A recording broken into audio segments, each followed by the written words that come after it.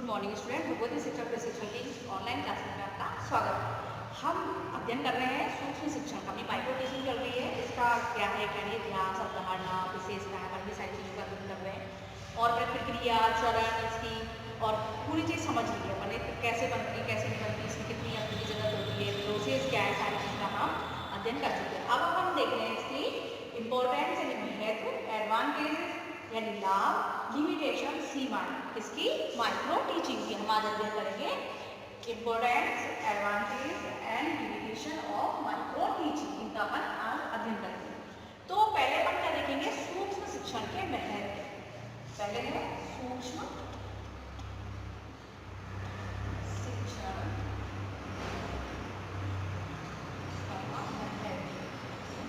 जो इम्पोर्टेंस है, पहला टॉपिक है अपन का ये, इसका अपन अध्ययन अभी करेंगे कि इसका महत्व क्या क्या है। धीरे धीरे करके अपन तीनों टॉपिक्स इसमें लेंगे। तो सूक्ष्म शिक्षण का महत्व, तो महत्व क्या है, अपन ने सारी चीजों का अध्ययन किया है। सूक्ष्म शिक्षण क्या है, सूक्ष्म शिक्षण के माध्यम से क्या कर सकते हैं, क्या नहीं होता है, तो हम इन चीजों का अध्ययन का पहले देख चुके हैं कि सूक्ष्म शिक्षण क्या है। छोटी छोटी चीजों का छोटे छोटे कम समय में कम विद्यार्थियों में इसका शिक्षण कार्य करना और शिक्षण कौशल का विकास करना, एक एक कौशल का निर्माण करना एक प्रौढ़ शिक्षक के लिए। तो इसी प्रकार से हम अध्ययन कर रहे हैं सूक्ष्म शिक्षण के महत्व का। तो इसका पहला महत्व है कि सूक्ष्म शिक्षण के माध्यम से अध्यापक में शिक्षण कौशलों का विकास संभव है। यानी सूक्ष्म शिक्षण के माध्यम से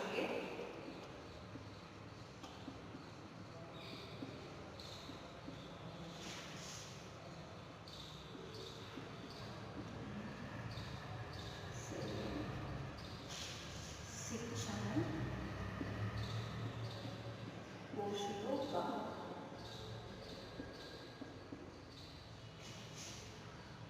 विकास संभव है। मतलब शिक्षण कौशल का विकास सूक्ष्म शिक्षण के माध्यम से किया जा सकता है। एक महत्व तो ये हो गया, क्या महत्व क्या हो गया कि शिक्षण कौशलों का विकास करना किसके माध्यम से, सूक्ष्म शिक्षण के माध्यम से। किसमें करेंगे, वो किसमें होंगे, वो छात्र अध्यापक हो सकते हैं, अध्यापक हो सकते हैं, कोई भी इसमें हो सकता है सूक्ष्म शिक्षण।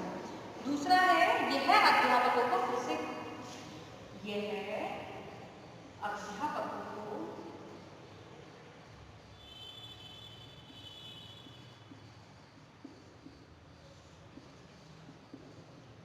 प्रशिक्षित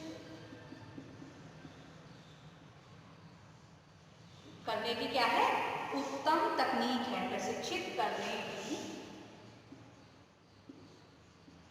उत्तम तकनीक है।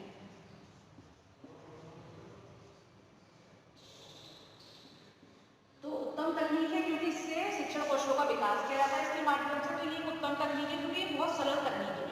इससे शिक्षण कौशल का विकास कैसे भी किया जा सकता है, इसमें अध्यापक में या छात्र अध्यापकों में, छात्र अध्यापकों को प्रशिक्षित करना, जो प्रशिक्षण लेना चाहता है उनके मध्य। तो और ये क्या है, और इसमें देखेंगे इसमें जो है प्रशिक्षणार्थी कौशल पर ही विशेष ध्यान दिया जाता है। तीसरा है प्रशिक्षणार्थी कौशलों पर विशेष ध्यान दिया जाता है।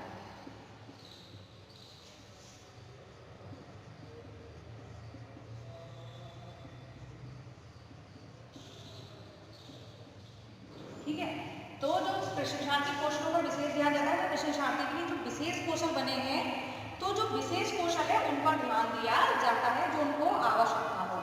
और क्या होता है इसमें, तुरंत प्रतिपुष्टि की व्यवस्था होती है, यानी फीडबैक मिलता है, तुरंत प्रतिपुष्टि की व्यवस्था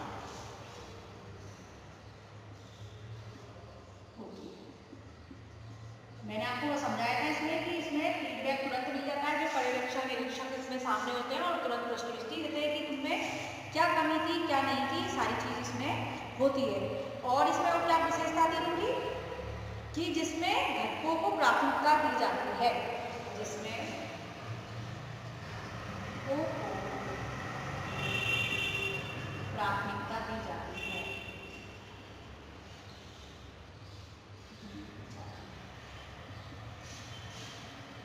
मतलब घटक कौन कौन से, जैसे कि अब छोटे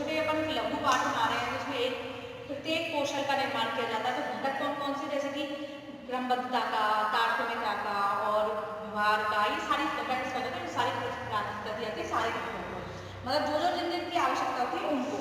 और क्या है, ये व्यक्तिगत शिक्षण की विधि है, ये है व्यक्तिगत शिक्षण विधि है। इनके महत्व है सारे जो मैं आपको समझा चुकी हूँ, तो उनके से भी आप भी चाहो तो बना सकते हो, लेकिन फिर भी मैं लिख के बता दे रही हूँ कौन कौन सी इसकी महत्व है, कि किस किस काम आता है, किस काम नहीं आता है, इसकी उपयोगिता क्या है। ये सारे उपयोग मैं पिछली वीडियो में आपको बता दिए थे। और इसमें है सातवां, इससे प्रशिक्षणार्थी में आत्मविश्वास बढ़ता है, यानी शॉर्ट में लिखते हैं आत्मविश्वास बढ़ता है। इसमें प्रशिक्षणार्थी में लिख सकते हो, प्रेरणार्थी प्रशिक्षणार्थी में, ठीक है, शॉर्ट में। और कक्षा का आकार कम है, समय, ये दो समय, कक्षा का, यानी समय 5 से 7 मिनट में, कक्षा मतलब 5 से 10 स्टूडेंट के मध्य ही होता है ना, ये सारी चीज अपन ने अध्ययन की है। और क्या होता है, इसमें लघु पाठ होता है ना, लघु पाठ, तो ये सारी चीज भी, इसमें समय कम लगता है, कक्षा आकार भी, लघु पाठ होता है, इससे पढ़ाने में आगे होती है, मतलब के लघु पाठ होता है, ऐसे तो आप इसमें सभी चीज कम होती है, इसमें हमको मालूम है कि समय होगा 5 से 7 का, कक्षा आकार होगा 5 से 10 बच्चे होंगे, और लघु पाठ होगा छोटा सा एक सा होगा। तो कितने सारी जो महत्व होगा इसमें, ये भी महत्व भी हो गया इसका। इसी के साथ अपन देखते हैं कि इससे और क्या होता है, सूक्ष्म शिक्षण से व्यवसायिक परिपक्वता पैदा होती है, व्यवसायिक परिपक्वता, यानी इससे व्यवसायिक परिपक्वता आती है, जिससे कि वो आगे अपने जीवन में उपयोग कर सके। तो व्यवसायिक परिपक्वता मैंने शॉर्ट में लिखा है, आप इसको बड़े लिख लेना, सूक्ष्म शिक्षण व्यवसायिक परिपक्वता पैदा करती है, मतलब उत्पन्न होती है, मतलब यार जागृत होती है। और जैसे कि अपन इसमें देखते हैं, निरीक्षणकर्ता की भूमिका भी सहपाठी छात्र ही निभाते हैं, यानी सहपाठी के द्वारा ही होती है। निरीक्षण कर्ता की भूमिका सहपाठी द्वारा,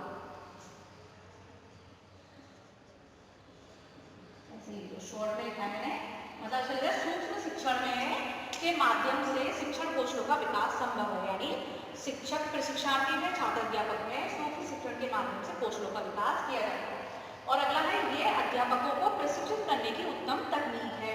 प्रशिक्षणार्थी कौशलों पर विशेष ध्यान दिया जाता है, प्रशिक्षणार्थी जो कौशलों का विकास करना है उस पर विशेष ध्यान दिया जाता है, कौन कौन से कौशल होने चाहिए, कौन से नहीं। तुरंत प्रतिपुष्टि की व्यवस्था होती है ना, तुरंत फीडबैक मिल जाता है कि सही है या गलत है, इसका ज्ञान हो जाता है। घटकों को प्राथमिकता दी जाती है, व्यवहार परिवर्तन हुआ है नहीं हुआ, उनका तरीका क्या था, किस प्रकार है, कौन से कौशल का निर्माण हुआ है नहीं हुआ, इन चीजों का इसमें पता, जो घटक होते हैं अपने हर कौशल के अपने घटक होते हैं, तो उन घटकों का निर्माण करना ही होता है, तो वही सूक्ष्म शिक्षण होता है। ये व्यक्तिगत शिक्षण विधि है, यानी व्यक्ति के द्वारा ही होगी, व्यक्तियों के बीच में होती है, तो इसलिए व्यक्तिगत शिक्षण विधि है। सातवां है प्रशिक्षणार्थी प्रशिक्षित, मतलब जो प्रशिक्षणार्थी होते हैं सूक्ष्म में आत्मविश्वास तक बढ़ता है, मतलब इसके सूक्ष्म शिक्षण से जो छात्र अध्यापक है इनमें आत्मविश्वास आता है। समय कक्षा आकार लघु पाठ होता है, मतलब इसमें समय कम है, कक्षा का आकार छोटा होता है, लघु पाठ होता है, तो इसमें लिखा है। और व्यवसायिक परिपक्वता आती है, और निरीक्षक की भूमिका सहपाठी द्वारा निभाई जाती है। वो निरीक्षक में उसके सहपाठी भी हो सकते हैं या शिक्षक भी हो सकते हैं, इसमें कोई भी हो सकता है। तो अपन के सूक्ष्म शिक्षण के ये महत्व हो गए। इसी के साथ में हम अब क्या देखेंगे, अपन का अगला क्या है, एडवांटेज, यानी हम इसके अब गुण और लाभ देखेंगे। आप इसको नोट कर लो और हम आगे इनको समझते हैं, क्योंकि सूक्ष्म शिक्षण को हम बहुत अच्छे से समझ चुके हैं, सारी प्रोसेस समझ ली है, तो जहाँ तक है आपको ये सारी चीजें भी अच्छे से समझ में आ जाएंगी।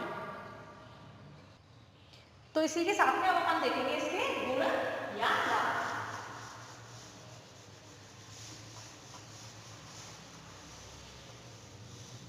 तो महत्व समझ में आएगी आपके, तो अपन इतनी सारी चीज से सूक्ष्म शिक्षण को पढ़ रहे हैं, हर छोटी छोटी चीजों का हमने अध्ययन किया है, कि मतलब ये चीजें समझ रहे हैं कि इसमें छोटा लघु रूप है, लघु चीज है, कौशलों का विकास है, तो मेन चीज है इसमें कि सूक्ष्म शिक्षण चीज होती है।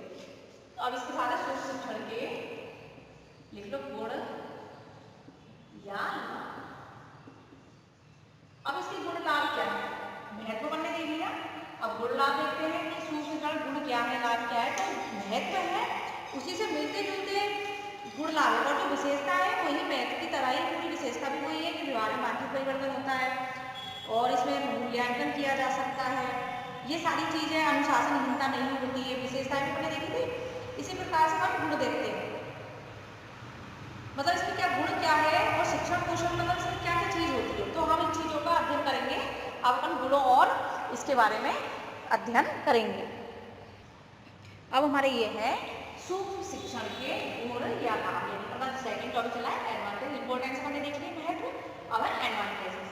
तो इसमें सूक्ष्म गुण लाभ क्या है, इससे क्या होता है। वैसे हम जानते हैं कि सूक्ष्म शिक्षण एक प्रभावी शिक्षण की विधि है, यानी सूक्ष्म शिक्षण को प्रभावी बनाया जाता है। प्रभावी शिक्षण इसी के माध्यम से एक छात्र अध्यापक में आता है और उसका अपने जीवन में वो प्रयोग करता है। तो इसी प्रकार से मतलब इसका उद्देश्य है प्रभावी शिक्षक तैयार करना, इसका सूक्ष्म शिक्षण का। तो इसमें यही है कि पहला सूक्ष्म शिक्षण में छात्र अध्यापक अपनी न्यूनताओं को दूर करने हेतु, यानी इसका गुण महत्व यही है कि सूक्ष्म शिक्षण के माध्यम से छात्र अध्यापक में जो कमियां होती है, उनको दूर किया जाता है, क्योंकि जो कमी है इसके माध्यम से दूर की जा सकती है, क्योंकि एक सामने व्यक्ति ने विधि है तो सामने होता है, तो इसमें उनकी न्यूनता को दूर किया जा सकता है। दूसरा है विशिष्ट कौशल पर बार-बार अभ्यास करने की सुविधा, मतलब इसमें यही है कि एक छात्र अध्यापक अगर एक बार उसकी जो पाठ योजना है क्लियर नहीं होती है तो उसको बार-बार अभ्यास वो कर सकता है। विकलांग का इसमें होता है पुनः योजना बनाना, पुनः शिक्षण का कार्य। हमने ये चीज उसके सब चैप्टर में पढ़ा था कि पहले क्या था, योजना, शिक्षण, फिर उसमें उसको प्रस्तुतिकरण, उसमें फीडबैक देना, ये सारी चीज़। तो जो भी अगर वो कमियां हैं तो उनको बार-बार अभ्यास इसमें कर सकता है, इसमें सूक्ष्म शिक्षण है। इसी प्रकार से शिक्षण सुधार परिमार्जन में मतलब अगर शिक्षक का जो शिक्षण कार्य में सुधार है उसमें सुधार के लिए, मतलब इसमें सुधार कैसे हो कि उसमें सुधार कैसे किया जाए, तो इसके माध्यम से शिक्षक में सुधार किया जा सकता है। अगला है विभिन्न शिक्षण कौशलों का विकास सरलता से, मतलब जो भी शिक्षण कौशल होते हैं, शिक्षा के जो भी आवश्यक चीजें होती हैं, जो कौशलों का निर्माण करना होता है, वो सारी चीजों का इसमें विकास आसानी से किया जा सकता है। पांचवा है अभिप्रेरणा तथा पुनर्बलन। क्यों आप जानते हो सूक्ष्म शिक्षण में क्या है कि इसमें अभिप्रेरणा यानी अभिरुचि जागृत करना, अभिप्रेरणा कैसे आती है, तो वो एक दूसरे को देख के, जैसे कहते हैं जो सूक्ष्म शिक्षण होता है वो उन्हीं छात्र अध्यापक उसमें विद्यार्थी बन जाते हैं, उसी में निरीक्षक बन जाते हैं, वही सब कर देते हैं। तो उसमें क्या हेजिटेशन भी नहीं रहती है, तो वो उनको देख के वो भी रहते थे, तो वो अच्छा नया नया सीखने को मिलता है, नई नई क्रियाएं होती है, तो नए नए करने से उनमें इंटरेस्ट आता है और इससे पुनर्बलन भी मिलता है कि हाँ मैंने अच्छा करा, ये बुरा किया, सारी चीज होती है। तो इसके गुण लाभ में ये है कि इसमें बच्चे को अभिप्रेरणा मिलती है और पुनर्बलन मिलता है। चाहे प्रतिपुष्टि, मान लो फीडबैक मिल रहा है तभी सुधार, प्रतिपुष्टि एंड टू एंड मिलेगी तो सुधार भी बच्चा जल्दी करेगा और जल्दी सीखेगा। सातवां है शिक्षण अभ्यास का गुणात्मक विकास। जो ये सूक्ष्म शिक्षण है इसमें शिक्षण अभ्यास, शिक्षण को बार बार अभ्यास किया जाता है और गुणात्मक विकास किया जाता है, जिससे कि बालक में यानी यह समय साधनों की दृष्टि से मितव्ययी बन सके, जिससे इसका गुणात्मक विकास हो सके, आगे बालक इसका प्रयोग कैसे करता है, कैसे भी करना चाहे वो वैसे कर सकता है। मतलब जो बार बार अभ्यास कराया जाता है जिससे कि उसमें पूरे शिक्षण के गुण, एक शिक्षक के जो गुण होते हैं तो उसमें विशेषांति में आ जाते हैं। अगला है अपना नौवां है, ये है आठवां, चार्ट, मॉडल तथा अन्य दृश्य की छवि बनाने की स्वतंत्रता। मतलब जो सूक्ष्म शिक्षण होता है इसमें आप बालक को कैसे समझाना चाहते हैं, चार्ट के माध्यम से, यानी उसका डायग्राम कैसे तैयार करना है, मॉडल बनाना है, मॉडल में आप कैसे बना सकते हैं, मिट्टी के घर बना के समझा दो, या फिर पेड़ पौधे जैसे थर्माकोल पे बनाते हैं मॉडल बन जाते हैं। तो इस प्रकार से तरीका आपका है कि बच्चों को कैसे समझें, तो इसमें हम दृश्य शब्द सामग्री का प्रयोग कर सकते हैं, किसके कक्षा के अनुरूप होनी चाहिए, बस ये चीज होती है ना, कक्षा के अनुरूप वो चीजें हैं या नहीं है। तो इन सारी चीजों का प्रयोग करने की इसमें स्वतंत्रता होती है। और वही कहते हैं कि आगे बालकों को दिखाकर, उनको समझाकर, चित्र के माध्यम से समझा रहे तो बालकों को, विद्यार्थियों को जल्दी समझ में आता है।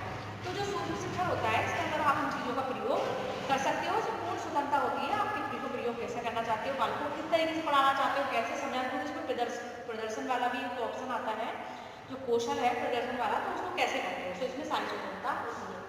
और अगला है अनुशासन की समस्या नहीं, क्योंकि इसमें 5 से 10 वाले की होते हैं जो पढ़ने के लिए बैठे होते हैं, 5 से 10 ही है, और हमारे कक्षा का आकार कम है तो इतने से विद्यार्थी होते हैं, तो उनमें क्या अनुशासनहीनता की होने की संभावना ही नहीं है, वो अनुशासन भी रहेंगे कि वो समझदार जो बैठे हुए हैं, वो समझदार बैठे होते हैं। तो अनुशासन इनका कैसे संभालते हैं, जो बड़ी क्लास होती है तो उसमें अनुशासन इनका हो सकती है, लेकिन 5 से 10 बच्चों में नहीं हो सकती, क्योंकि उनको भी कोई चीज़ सीखनी है आगे, उनको भी माइक्रो टीचिंग में उनको भी श्यामपट पे मतलब सामने पढ़ाना है। तो इसी प्रकार से सभी बच्चे को समझते हैं और ये अच्छे से हो जाता है, इसमें अनुशासन हीनता बिल्कुल नहीं होती है। 10वां है आत्मविश्वास जागृत करना। सूक्ष्म शिक्षण जो है, इसे मालूम है कि जब बच्चे, जैसे कि आज मैं नहीं पढ़ा रही हूँ सामने, अब मैं पढ़ा रही हूँ, तो इसमें क्या है, आत्मविश्वास है, तभी तो मैं आगे पढ़ा रही हूँ। तो जो अपन इसमें प्रशिक्षण करते हैं तो उनको इसलिए करते हैं कि जिससे उनमें कौशल का निर्माण हो, पढ़ाना सीख जाए, वो उनके अंदर जो झिझक है किसी के सामने नहीं आने की, किसी के सामने नहीं बोलने की, वो सारी झिझक दूर हो जाए। तो इसके माध्यम से आत्मविश्वास तो आता ही है, और इसमें मतलब बालक को ये है कि वो आगे इतना अच्छा शिक्षक बन सकता है, उसको अपनी कमियों को दूर करके सुधार करके। तो इसका महत्व यही है सूक्ष्म शिक्षण का, और गुण लाभ यही है कि इसमें आत्मविश्वास मेन चीज़ है, क्योंकि जब तक अगर शिक्षक में आत्मविश्वास नहीं होगा तो किसी के सामने खड़ा भी नहीं हो सकता, ना उसको वो पढ़ा सकता है। तो इसलिए आत्मविश्वास जागृत करना इसका मेन गुण है कि शिक्षक में जो छात्र अध्यापक है उनमें वो होता है। 11वां निरीक्षक परामर्शदाता के रूप में, जो इसमें निरीक्षक होता है वो सुधार कर रहा है, मालूम है निरीक्षण करता क्या करेगा, इसको समझाएगा, और गलतियां हैं उसमें नोट करेगा कि तुम्हारी ये गलती रही थी। तो ये निरीक्षण होता है परामर्शदाता के रूप में होता है, मतलब सुधार के लिए कहेगा, इसमें ये तो नहीं है कि वो उनको कुछ कह रहा है या नहीं कह रहा है। तो सुधार के लिए बहुत जरूरी है जो निरीक्षक है, इसमें परामर्शदाता यानी एक सलाहकार के रूप में सलाह देता है, और सलाहकार के रूप में रहेगा एक निरीक्षक, तो सीखने वाला इसको बहुत जल्दी सीखेगा और अपने अंदर जो कमियां होगी उनको वो दूर करेगा। तो इसी प्रकार से हमने शिक्षण के गुण और ये पढ़े हैं, सारी चीज देखी है, और इसमें और भी है, जैसे कि मैं बताती हूँ, इससे पूर्व सेवा यानी प्री सर्विस कालीन एवं इन सर्विस कालीन दक्षता का विकास होता है। मतलब इसमें जो सेवारत शिक्षक है, इन सारे शिक्षक हैं, उनमें और उनका अभ्यास कराया जा सकता है इसके जो सूक्ष्म शिक्षण माध्यम से। ये भी गुण और लाभ है इसके कि जो पहले से शिक्षक बने हुए हैं, अध्यापक बने हुए हैं, तो उनमें अगर नए नए उनको चीज लानी तो इसके सूक्ष्म शिक्षण के माध्यम से उनको नई चीजों में भी उनमें विकास किया जा सकता है, नई तकनीकों का विकास किया जा सकता है, जिससे कि वो और अच्छा कर सके। और इसमें जो है हमने इसके द्वारा कक्षाकक्षी परिस्थितियों का प्रभावकारी नियंत्रण संभव है। इससे उद्देश्य क्या है, आधारित शिक्षण संभव, मतलब इसमें कक्षा में इसका यही है कि नियंत्रण पाया जा सकता है, नियंत्रित कक्षा करना सीख सकते हैं, ये सारे गुण इसमें आ जाते हैं। मतलब कक्षाकक्षी परिस्थिति का प्रभावशाली नियंत्रण इसके द्वारा संभव है। और इसी प्रकार से हमने देखा इसमें इनके द्वारा समुचित प्रतिपुष्टि के द्वारा छात्र अध्यापक को शिक्षण अभ्यास का परिमार्जित करने हेतु प्रेरित किया जाता है। मतलब इसमें अध्यापक को जो शिक्षण अभ्यास करना है वो, तो उसके लिए उसको आगे सुधार के लिए परिमार्जित किया जाता है, अच्छे से अच्छे करने के लिए उसको जागरूक किया जाता है कि वो अच्छे से अच्छे काम करे और अच्छे से अच्छा कौशल निर्माण करे, अपने व्यवहार में परिवर्तन लाए, और व्यवहार में ऐसा परिवर्तन जिसको वो आगे उसको बढ़ाए, उसमें और अच्छा सुधार हो और अच्छे से अच्छा वो अपनी अभिव्यक्ति दे सके। तो इसमें यही है कि निरीक्षक परामर्शदाता के रूप में भी हो गया, ये सारी चीजें भी हो गई। तो हम इसमें ये भी जानते हैं कि जो ये विधि है व्यक्तिनिष्ठ बनाता है, मतलब छात्र अध्यापक को व्यक्तिनिष्ठ विधि इसलिए कि व्यक्ति को व्यक्ति के संपर्क में लाता है और वो अपने आप को कैसे भी अपने इसको एक विधि के रूप में प्रयोग में लेता है और अपना व्यवहार प्रदर्शित कर सकता है। इसी प्रकार से है सूक्ष्म शिक्षण अभ्यास के लिए अनेक उपयोगी एवं समुचित अवसर प्रदान करता है। मतलब अभ्यास में बार बार इसमें कर सकते हैं, गलतियां हैं तो उनको सुधार कर सकते हैं, तो ये सारी चीज इसमें होती है। और इसमें एक चीज और है कि शिक्षण कौशलों का विकास में सरलता से हो जाता है। मतलब जो कौशल का निर्माण करना है तो इतनी सरलता से इसमें सारे कौशल आ जाते हैं और शिक्षक को ये पता चलता है मेरे कौशलों का निर्माण हो चुका है। तो इसमें बहुत सरलता होती है सूक्ष्म शिक्षण में कि एक अध्यापक को प्रशिक्षित अच्छे से किया जा सकता है और बहुत आसानी से किया जा सकता है, सारे गुणों को उनमें लाया जा सकता है। तो इसमें यही है कि सूक्ष्म शिक्षण जो एक शिक्षक प्रशिक्षण के क्षेत्र में एक महत्वपूर्ण योगदान है।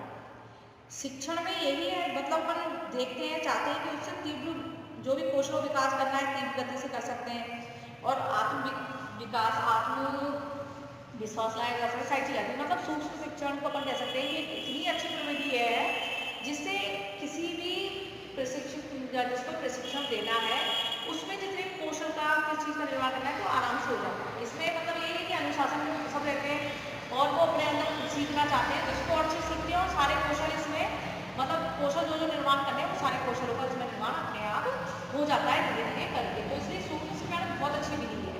अब इसमें अपन देखते हैं इसकी इसमें कमियाँ क्या हैं। अब अपन देखते हैं लिमिटेशंस।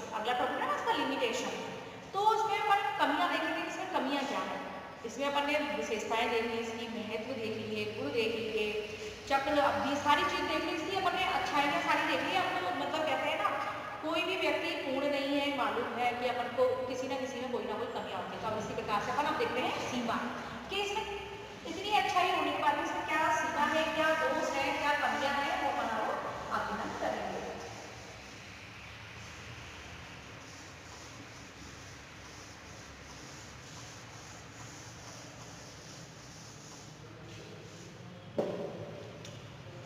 अब देखते हैं दोष, या कह सकते हो सीमाएं।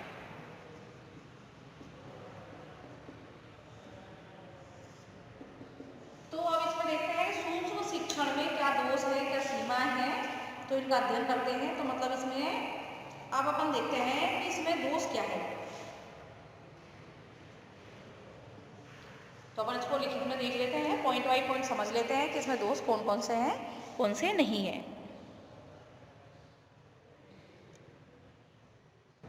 इसी प्रकार से हम देख रहे हैं अब इसकी दोष या सीमाएं, यानी दोष क्या है, सीमाएं क्या है, इसकी मतलब क्या है। तो इसमें ये दोष बताए गए हैं कि सूक्ष्म शिक्षण भारतीय परिप्रेक्ष्य में अनुकूल अवसर प्रदान नहीं कर पाता, क्योंकि वास्तविक सूक्ष्म में प्रयोगशाला की आवश्यकता होती है। जो सूक्ष्म शिक्षण के लिए जो रूम चाहिए, जो क्लासरूम होते हैं, तो वो रूम ऐसे होने चाहिए जिसमें ऑडियो, वीडियो, सीसीटीवी प्रयोग सारी चीज होनी चाहिए, जैसे कि हर उसका मूल्यांकन किया जा सके। लेकिन जो महाविद्यालय जो है भारत में, जो मैंने भारतीय परिप्रेक्ष्य में कहा है, तो कई जगह तो सुविधा है, कई जगह नहीं है, हर उसमें व्यवस्था नहीं होती है, क्योंकि प्रशिक्षण कॉलेज होते हैं जो होते हैं, तो उसमें जरूरी नहीं है कि सारी चीजें एक साथ में हो। कभी कभी लैबोरेटरी की समस्या होती है, कभी रूम की समस्या हो जाए, कभी किसकी समस्या, तो उसमें रहती है।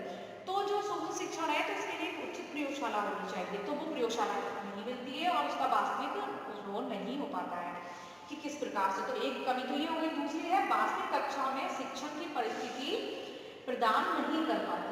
मतलब जो वास्तविक कक्षा होती है, जैसे अपन क्लास लेते हैं, बच्चों की 40 से 50 की होती है, जिसमें स्टूडेंट संख्या होती है, और जो सूक्ष्म शिक्षण कराया जाता है वो 5 से 10 विद्यार्थियों के मध्य किया जाता है। तो उसमें जो भी प्रशिक्षणार्थी होते हैं, जो अपना माइक्रो टीचिंग कर रहे होते हैं, तो वो जो शिक्षक विद्यार्थियों का, बालकों का जो क्लास में जो व्यवहार होता है, उनको मालूम नहीं होता है, क्योंकि वो करते हैं वो छात्र अध्यापकों के मध्य ही करते हैं।